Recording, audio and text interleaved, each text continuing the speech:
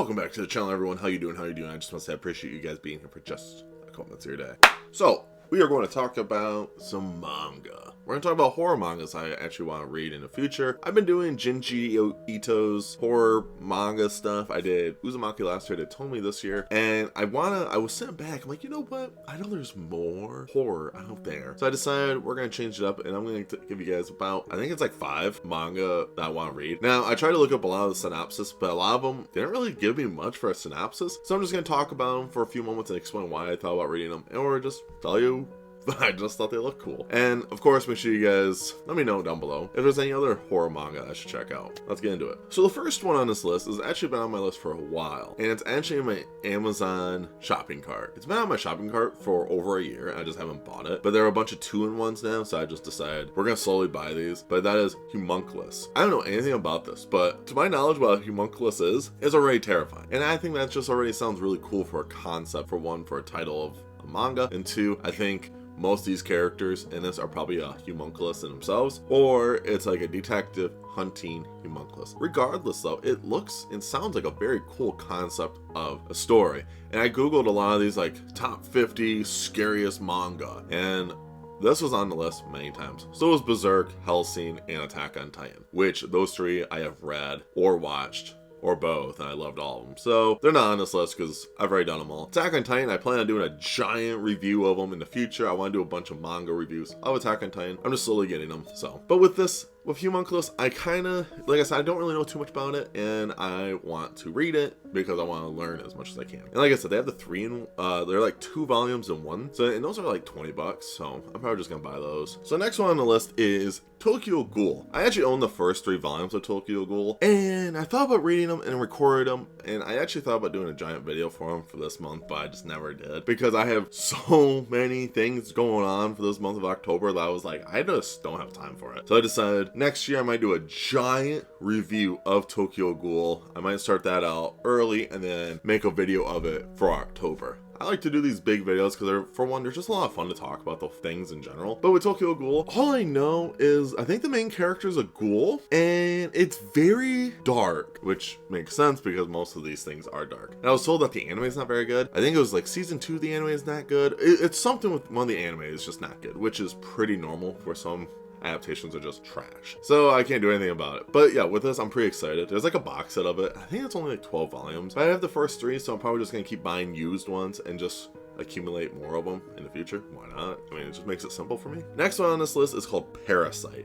When I first heard this, I was thinking of the movie I think it's called Parasite, the movie on Hulu, and I thought it was like correlated, but it's not. And a lot of people, I did a short last year, I think, or earlier this year or something, about bunch of manga, and every single person's like, you need to read Parasite, it's so good. And I keep seeing the cool hardcover ones of them, but to me, I don't want to buy hardcover of manga that I don't know if I'll like, you know. So like, I bought hardcovers of Hellsing and of Berserk because those mean so much to me. I just decided we're gonna probably hold off. I might do a lot of these digitally, and if I really like them, then I will just buy them physically. Even though for me, I don't like doing digital for manga because I like seeing the actual art, and I feel like it like cheapens it. But that's just me though. But Parasite, I'm pretty excited to check it out. Like I said, all these manga, I have no idea what any of these books are about, and that's what's the beauty about a lot of these. I don't like getting into the synopsis or anything about a lot of these books. I just like to see, oh, these are really cool looking. I kind of want to check them out. The next one on this list is called Gaio. I think Geo.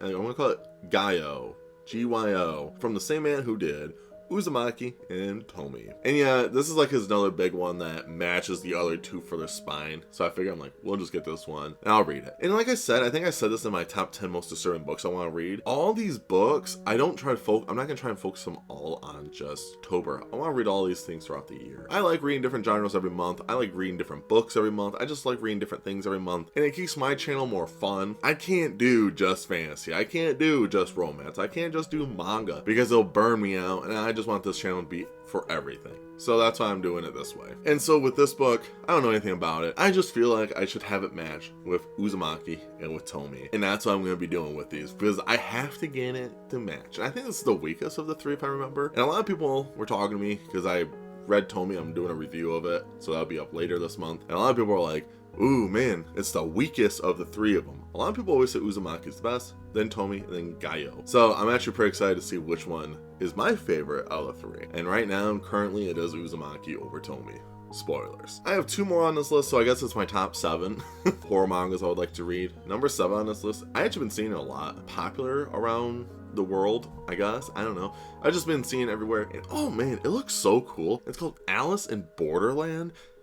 No idea. I actually thought it was like Alice in Wonderland inspired. That's kind of like, I have this feeling that it's inspired from Alice in Wonderland. And the main character is a dude, and I was like looking through it. Literally yesterday, I almost bought it because it just looks so cool. And all these, obviously I'm gonna have art of all of them here, but this one just looks really cool and just fun to read. I don't know what it is, but it gives me Alice in Wonderland vibes, and I like that a lot. And that's one reason why I picked it up. And like I said, a lot of these are showing like top 50 horror mangas, and this is in it.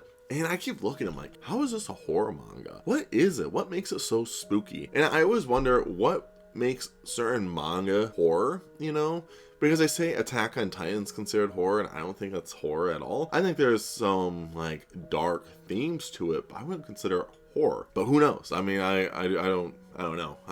I don't know how it works with manga, I guess, compared to regular books. And also, even with genres in general, genres are so freaking warped right now where I can't even explain how some genres are. I thought about doing a video about just genres in general because most of them make no sense to me. So yeah, that's a take, I guess. But Alice in Borderland, it looks like a really fun manga to read, so I can't wait to check it out. The last one on this list is one that actually looks so much fun, and it gives me a vibe of Silence of the Lamb, like a murder mystery manga, and that is called Monster. I've been seeing those manga everywhere, and you put them like on the ground together, they all like match to a giant portrait, which is kind of dope. I don't know anything about Monster, but I have a friend that has watched it on Netflix, and he says it's phenomenal. He says it's like a cop murder mystery thing with a crazy twist at the end, and I'm honestly excited to check that out because I'm like, I am down for some twists, man. And I hear nothing but great things. A lot of people talk about how the main character of this is like really good, but he's like disturbing good, if that makes sense, and I'm all for it. I just want to see some good stuff, so I'm really excited to get into Monster and just see what the hype is